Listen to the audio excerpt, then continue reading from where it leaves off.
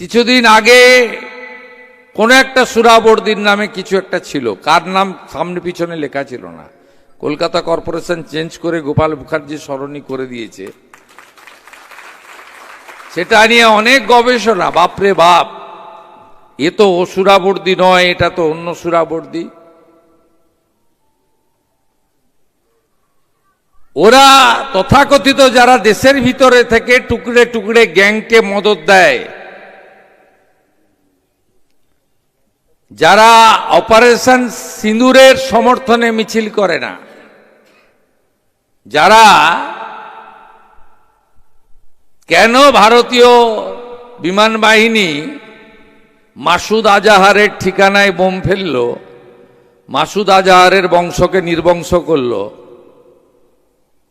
কেন ভারত সরকার জল দেওয়া বন্ধ করে দিল, তার তার বিরুদ্ধে মিছিল করে, আমি সজল ঘোষকে ধন্যবাদ জানাবো। ঠিক এই বৌলালি থেকে শিয়ালদার মাঝে ঠিক উচিত শিক্ষা দিয়েছিল। কি শিক্ষা দিয়েছিল আমি বলতে পারবো না, আমি মুখ্যমন্ত্রী তো।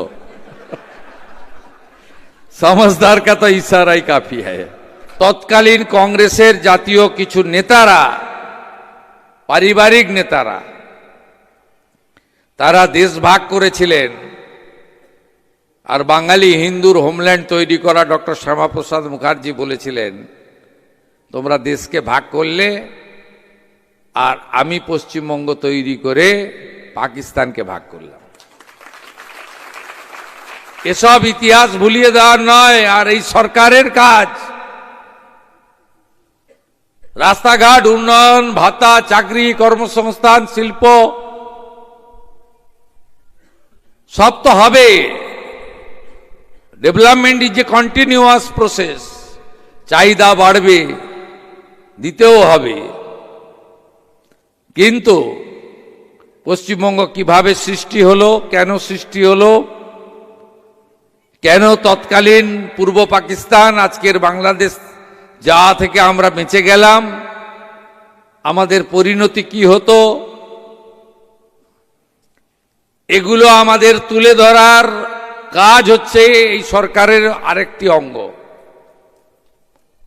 আর বিগত দিনে 34 বছরের কমিউনিস্ট, যাদের বাড়িতে নেতাজি সুভাষচন্দ্র বসু, স্বামী বিবেকানন্দ, ক্ষুদিরাম বসুর ছবি থাকে না, ওদের সব কাকা, জ্যাঠা, বাবা, দাদু, নানা সব বিদেশি। আর 15 বছর যারা ছিলেন,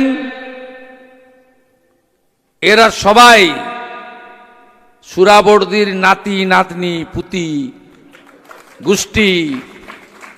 এদের মধ্যে রাষ্ট্রবাদের চেতনা ছিল না।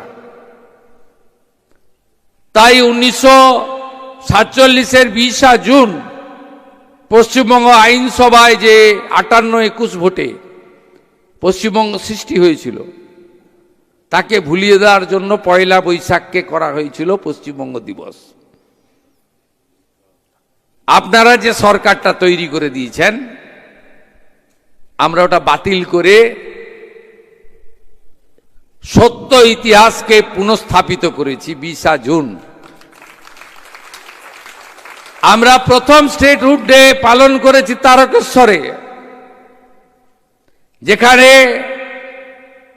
1947-এর 4 এপ্রিল থেকে 6 এপ্রিল হিন্দু মহাসভার জাতীয় সম্মেলনে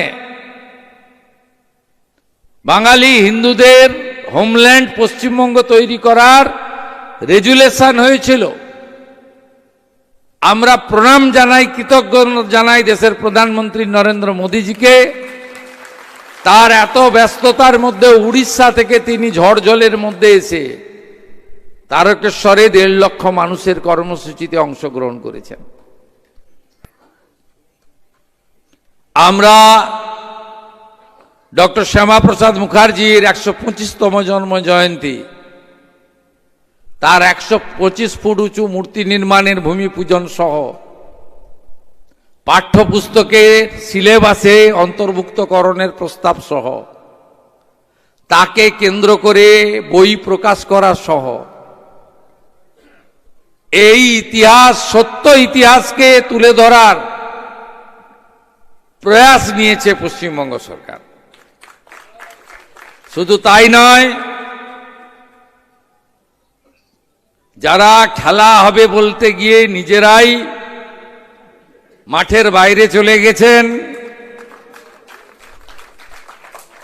শুধু একবার নয় দুবার আমার কাছে হেরেছেন,